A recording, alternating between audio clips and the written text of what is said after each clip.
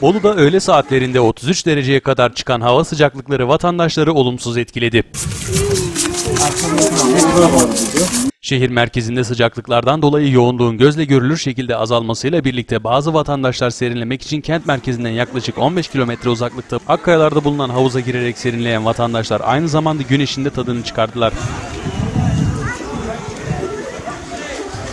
Bazı vatandaşlarsa mağaraların içine girerek serinlemeyi tercih etti. Hava çok sıcaktı. Biz de serinlemeye geldik. Hava 37 derece.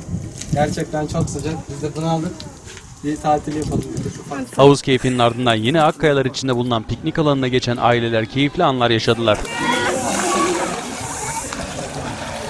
Meteoroloji yetkililerinden edinilen bilgiye göre ise ülkeyi etkisi altına alan çöl sıcaklıkları Bolu'da pazar gününden itibaren etkisini gösterecek. Hava sıcaklıkları pazar günü 35, pazartesi günü ise 37 derece olması bekleniyor.